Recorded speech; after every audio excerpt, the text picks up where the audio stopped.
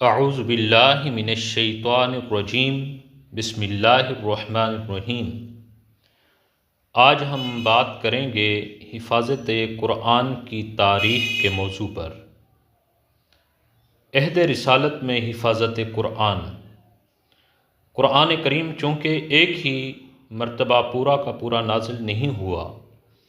بلکہ اس کی مختلف آیات ضرورت اور حالات کی مناسبت سے نازل کی جاتی رہی ہیں، اس لیے عہد رسالت میں یہ ممکن نہیں تھا کہ شروع ہی سے اسے کتابی شکل میں لکھ کر محفوظ کر لیا جائے۔ چنانچہ ابتدائے اسلام میں قرآن کریم کی حفاظت کے لیے سب سے زیادہ زور حافظے پر دیا گیا۔ شروع میں جب وحی نازل ہوتی تو آپ صلی اللہ علیہ وآلہ وسلم اس کے الفاظ کو اسی طرح دہرانے لگتے تھے تاکہ وہ اچھی طرح یاد ہو جائیں۔ اس پر سورہ قیامت کی آیات میں اللہ تعالیٰ نے آپ صلی اللہ علیہ وآلہ وسلم کو ہدایت فرمائی کہ قرآن کریم کو یاد رکھنے کے لیے آپ کو عین نزول وحی کے وقت جلدی الفاظ دہرانے کی ضرورت نہیں۔ اللہ تعالیٰ خود آپ میں ایسا حافظہ پیدا فرما دے گا کہ ایک مرتبہ نزول وحی کے بعد آپ اسے بھول نہیں سکیں گے۔ چنانچہ یہی ہوا کہ ادھر آپ صلی اللہ علیہ وآلہ وسلم پر آیات قرآنی نازل ہوتیں اور ادھر وہ آپ کو یاد ہو جاتیں۔ اس طرح سرکار دو عالم صلی اللہ علیہ وآلہ وسلم کے سینہ مبارک قرآن کریم کا سب سے زیادہ محفوظ گنجینہ تھا،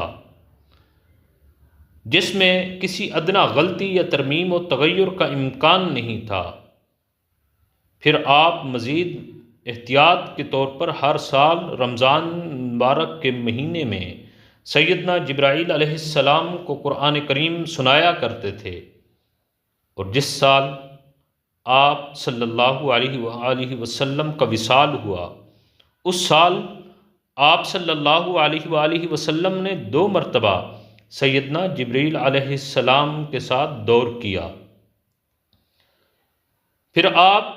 صحابہ اکرام رضوان اللہ علیہم اجمعین کو قرآن کریم کے معانی کی تعلیم ہی نہیں دیتے تھے، بلکہ انہیں اس کے الفاظ بھی یاد کراتے تھے، اور خود صحابہ اکرام رضوان اللہ علیہم اجمعین کو قرآن کریم سیکھنے اور اسے یاد رکھنے کا اتنا شوق تھا کہ ہر شخص اس معاملے میں دوسرے سے آگے بڑھنے کی فکر میں رہتا تھا۔ بعض عورتوں نے اپنے شوہروں سے سوائے اس کے کوئی مہر طلب نہیں کیا کہ وہ انہیں قرآن کریم کی تعلیم دیں گے۔ سینکڑوں صحابہ اکرام رضوان اللہ علیہم اجمعین نے اپنے آپ کو ہر غم ما سوا سے آزاد کر کے اپنی زندگی اسی کام کے لیے وقف کر دی تھی۔ وہ قرآن کریم کو نہ صرف یاد کرتے بلکہ راتوں کو نماز میں اسے دہراتے رہتے تھے۔ سیدنا عبادہ بن صامت رضی اللہ تعالی عنہ فرماتے ہیں کہ جب کوئی شخص ہجرت کر کے مکہ مکرمہ سے مدینہ طیبہ آتا تو آپ اسے ہم انصاریوں میں سے کسی کے حوالے فرما دیتے تاکہ وہ اسے قرآن کریم سکھائے، اور مسجد نبوی میں قرآن سیکھنے سکھانے والوں کی آوازوں کا اتنا شور ہونے لگا کہ رسول اکرم صلی اللہ علیہ وآلہ وسلم کو یہ تاکید فرمانا پڑی کہ اپنی آواز پست کرو تاکہ کوئی مغالطہ پیش نہ آئے۔ چنانچہ تھوڑی ہی مدت میں صحابہ کرام رضوان اللہ علیہ مجمعین کی ایک ایسی بڑی جماعت تیار ہو گئی جسے قرآن کریم ازبر حفظ تھا۔ اس جماعت میں خلفائے راشدین کے علاوہ سیدنا طلحہ، سیدنا سعد، سیدنا عبداللہ بن مسعود، سیدنا حذیفہ بن یمان، سیدنا سالم مولا ابی حذیفہ، سیدنا ابو ہریرہ، سیدنا عبداللہ بن عمر، سیدنا عبداللہ بن عباس، سیدنا عمر بن العاص، سیدنا عبداللہ بن عمر، سیدنا معاویہ، سیدنا عبداللہ بن زبیر، سیدنا عبداللہ بن السائب، ام المؤمنین سیدہ عائشہ صدیقہ رضی اللہ تعالی عنہا، سیدہ حفصہ، ام سلمہ رضی اللہ تعالی عنہم وغیرہ بطور خاص قابل ذکر ہیں۔ غرض ابتدائی اسلام میں زیادہ زور حفظ قرآن پر دیا گیا، اور اس وقت کے حالات میں یہی طریقہ زیادہ محفوظ اور قابل اعتماد تھا، اس لیے کہ اس زمانے میں لکھنے پڑھنے والوں کی تعداد بہت کم تھی۔ کتابوں کو شائع کرنے کے لیے پریس وغیرہ کے ذرائع موجود نہ تھے، اس لیے اگر صرف لکھنے پر اعتماد کیا جاتا تو نہ صرف قرآن کریم کی وسیع پیمانے پر اشاعت ہو سکتی تھی اور نہ اس کی قابل اعتماد حفاظت۔ اس کے بجائے اللہ تعالیٰ نے اہل عرب کو حافظے کی ایسی قوت عطا فرما دی تھی کہ ایک ایک شخص ہزاروں اشعار کا حافظ ہوتا تھا، اور معمولی دیہاتیوں کو اپنے اور اپنے خاندان ہی کے نہیں، ان کے گھوڑوں تک کے نسب نامے یاد ہوتے تھے، اونٹوں کے نسب نامے یاد ہوتے تھے۔ اس لیے قرآن کریم کی حفاظت میں اسی قوت حافظہ سے کام لیا گیا، اور اسی کے ذریعے قرآن کریم کی آیات اور صورتیں عرب کے گوشے گوشے میں پہنچ گئیں۔ اس کے بعد ہے کتابت وحی۔ قرآن کریم کو حفظ کرانے کے علاوہ رسول اللہ صلی اللہ علیہ وآلہ وسلم نے قرآن کریم کو لکھوانے کا بھی خاص اہتمام فرمایا۔ سیدنا زید بن ثابت رضی اللہ تعالی عنہ فرماتے ہیں کہ میں آپ صلی اللہ علیہ وآلہ وسلم کے لیے وحی کی کتابت کرتا تھا۔ جب آپ صلی اللہ علیہ وآلہ وسلم پر وحی نازل ہوتی تو آپ صلی اللہ علیہ وآلہ وسلم کو سخت گرمی محسوس ہونے لگتی، اور آپ صلی اللہ علیہ وآلہ وسلم کے جسم اطہر پر پسینے کے قطرے موتیوں کی طرح ڈھلکنے لگتے تھے۔ پھر جب آپ صلی اللہ علیہ وآلہ وسلم سے یہ کیفیت ختم ہو جاتی تو مونڈے کی کوئی ہڈی یا کسی اور چیز کا ٹکڑا لے کر خدمت میں حاضر ہوتا، آپ لکھواتے رہتے اور میں لکھتا جاتا، یہاں تک کہ جب میں لکھ کر فارغ ہوتا تو قرآن کو نقل کرنے کے بوجھ سے مجھے یوں محسوس ہوتا جیسے میری ٹانگ ٹوٹنے والی ہے اور میں کبھی چل نہیں سکوں گا۔ بہرحال جب میں فارغ ہوتا تو آپ صلی اللہ علیہ وآلہ وسلم فرماتے، پڑھو، میں پڑھ کر سناتا، اگر اس میں کوئی فروغ گزاشت ہوتی تو آپ صلی اللہ علیہ وآلہ وسلم اس کی اصلاح فرما دیتے اور پھر اسے لوگوں کے سامنے لے آتے۔ سیدنا زید بن ثابت رضی اللہ تعالی عنہ کے علاوہ اور بھی بہت سے صحابہ اکرام رضوان اللہ علیہم اجمعین کتابت وحی کے فرائض سر انجام دیتے تھے، جن میں خلفائے راشدین سیدنا ابی بن کعب، سیدنا زبیر بن عوام، سیدنا معاویہ، سیدنا مغیرہ بن شعبہ، سیدنا خالد بن ولید، سیدنا ثابت بن قیس، سیدنا ابان بن سعید رضی اللہ تعالی عنہم اجمعین وغیرہ بطور خاص قابل ذکر ہیں۔ سیدنا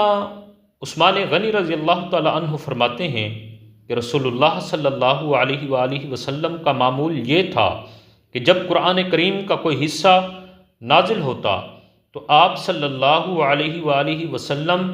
کاتب وحی کو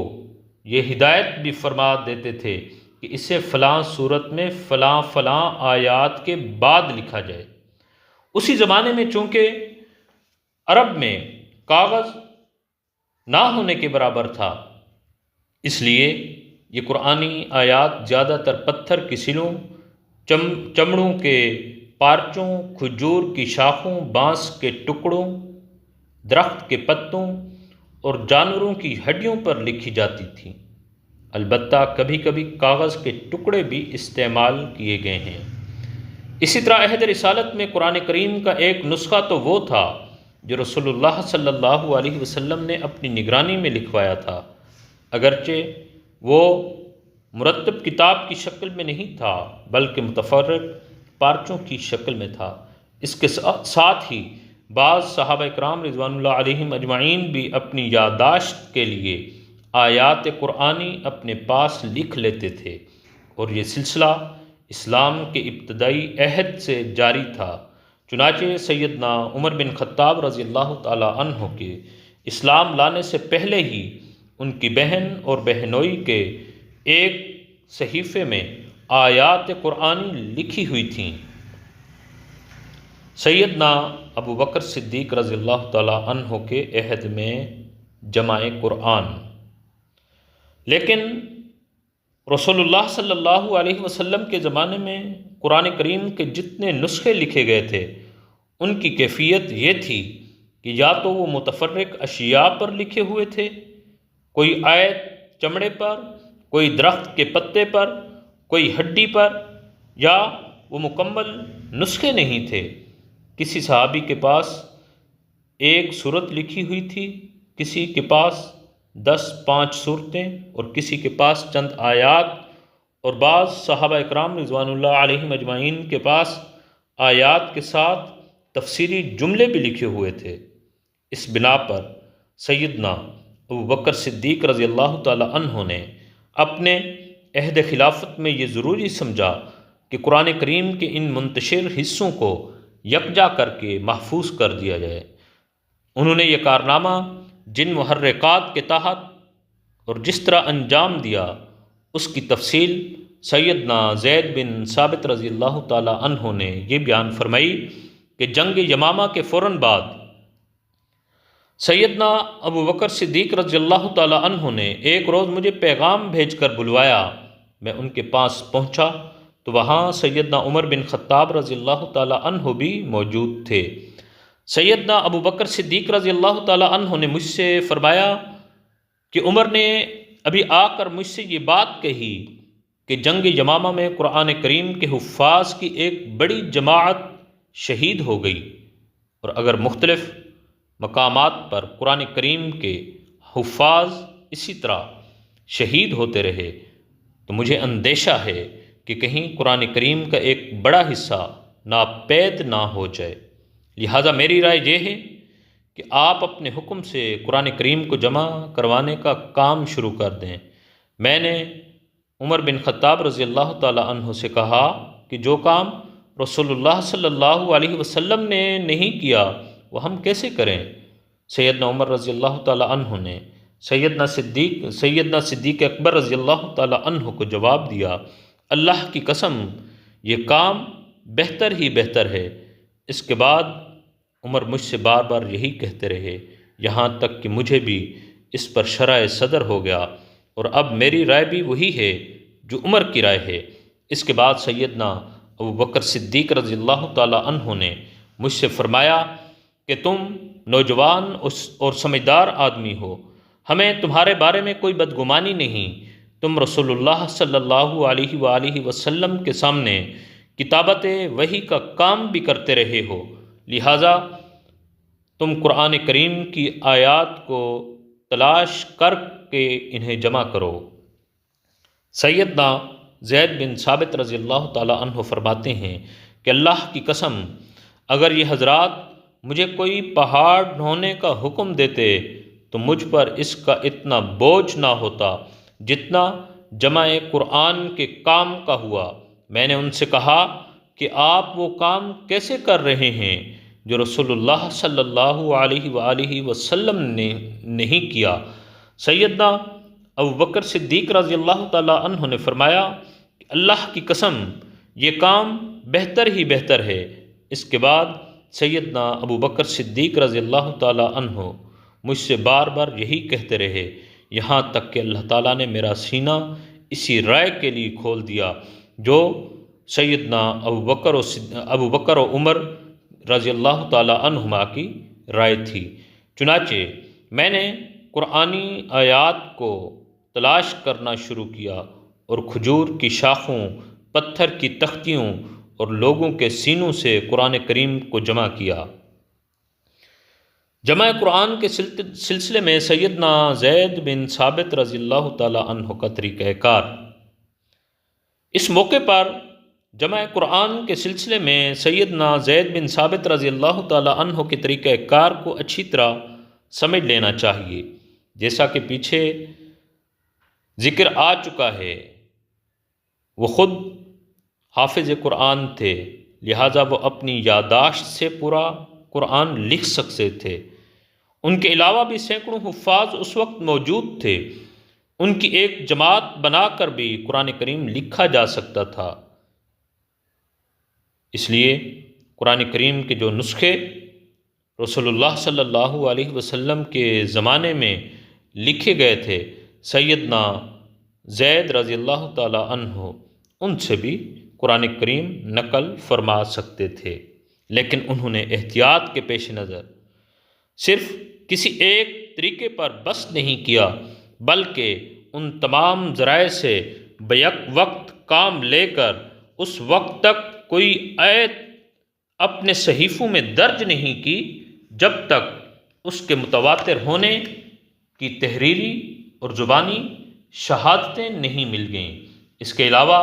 رسول اللہ صلی اللہ علیہ وآلہ وسلم نے قرآن کریم کی جو آیات اپنی نگرانی میں لکھوائی تھیں وہ مختلف صحابہ کے پاس محفوظ تھیں۔ سیدنا زید رضی اللہ تعالیٰ عنہ نے انہیں یکجا فرمایا تاکہ نیا نسخہ ان سے ہی نقل کیا جائے۔ چنانچہ یہ اعلان عام کر دیا گیا کہ جس شخص کے پاس قرآن کریم کی جتنی آیات لکھی ہوئی موجود ہیں وہ سیدنا زید رضی اللہ تعالیٰ عنہ کے پاس لے آئے، اور جب کوئی شخص ان کے پاس قرآن کریم کی کوئی لکھی ہوئی آیت لے کر آتا تو وہ مندرجہ ذیل 4 طریقوں سے اس کی تصدیق کرتے تھے۔ نمبر 1، سب سے پہلے اپنی یادداشت سے اس کی توثیق کرتے۔ نمبر 2، پھر سیدنا عمر بن خطاب رضی اللہ تعالیٰ عنہ بھی حافظ قرآن تھے، اور روایات سے ثابت ہے کہ حضرت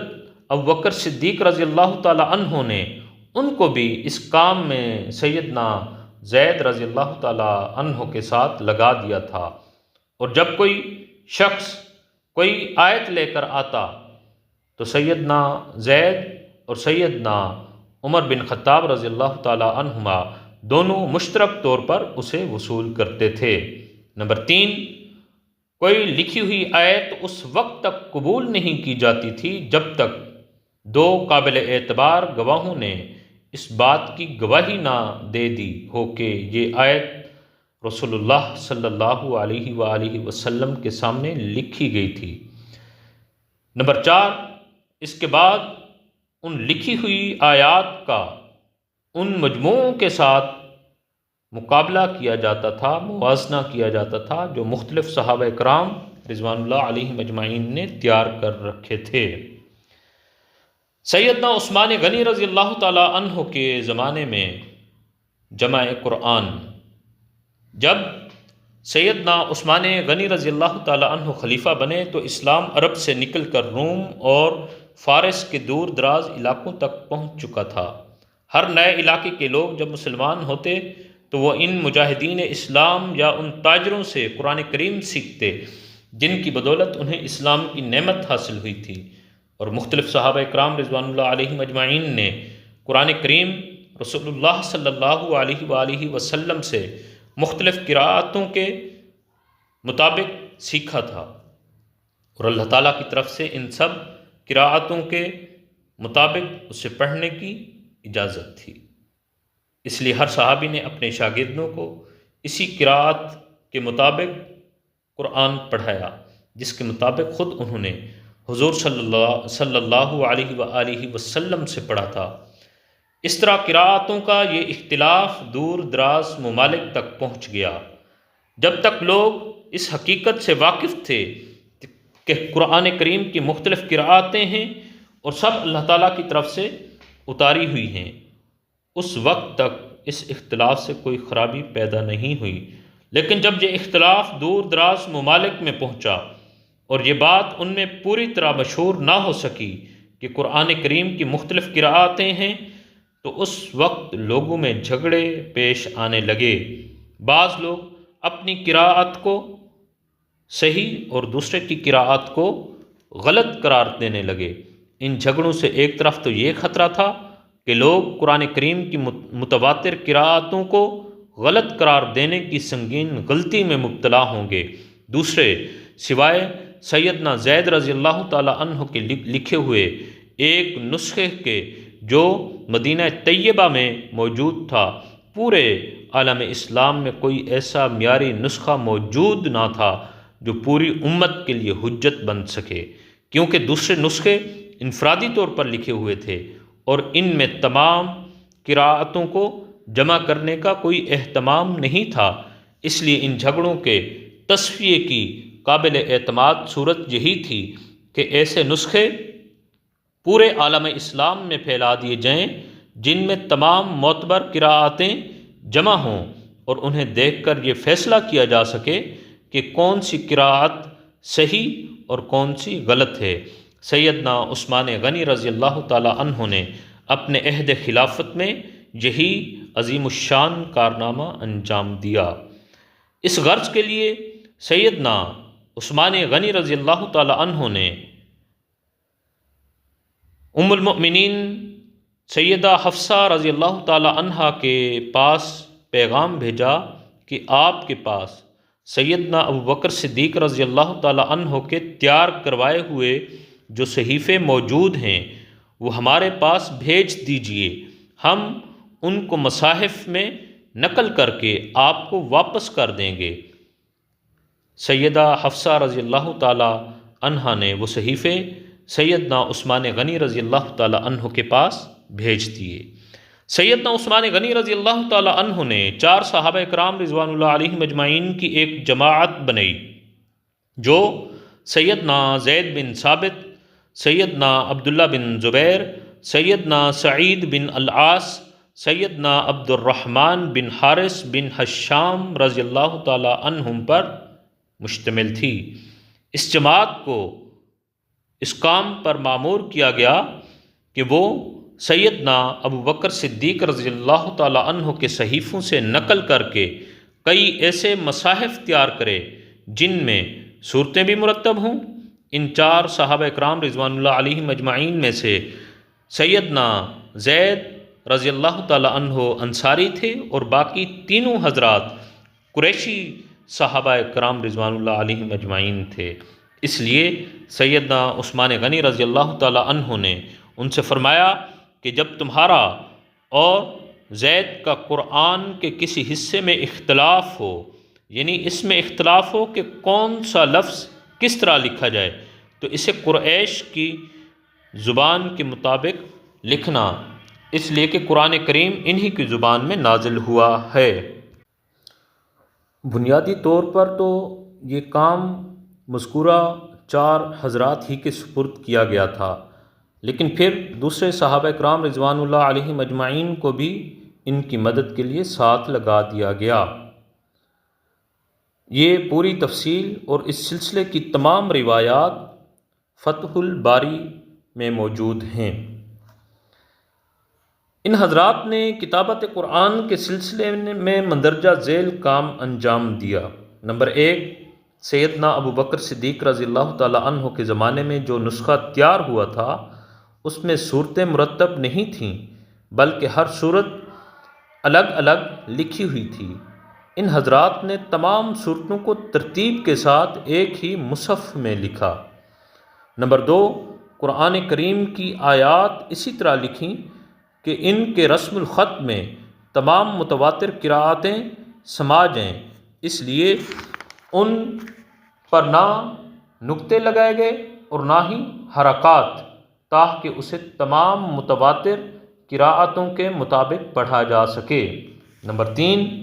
اب تک قرآن کریم کا مکمل معیاری نسخہ جو پوری امت کی اجتماعی تصدیق سے تیار کیا گیا ہو صرف ایک تھا۔ ان حضرات نے اس نئے مرتب مصحف کی 1 سے زائد نقلیں تیار کیں۔ عام طور سے مشہور یہ ہے کہ سیدنا عثمان غنی رضی اللہ تعالی عنہ نے 5 مصاحف تیار کرائے تھے، لیکن ابو حاتم سجستانی رحمہ اللہ علیہ کا ارشاد ہے کہ کل 7 نسخے تیار کیے گئے تھے، جن میں سے ایک مکہ مکرمہ،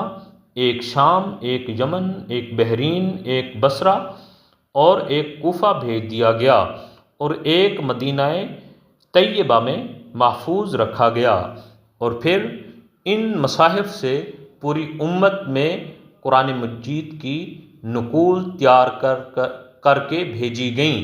اور آج تک وہی قرآن مجید محفوظ حالت میں موجود ہے۔ قرآن مجید اس لیے محفوظ ہے کیونکہ اللہ تعالیٰ نے خود قرآن مجید میں اعلان فرما دیا، اِنَّا نَحْنُ نَزَّلْنَا الذِّكْرَ وَإِنَّا لَهُ لَحَافِظُونَ، کہ بے شک اس نصیحت، اس کلام کو، اس کتاب کو ہم نے خود نازل کیا اور ہم خود ہی اس کی حفاظت کرنے والے ہیں۔ اللہ تعالیٰ قرآن مجید سے زیادہ تعلق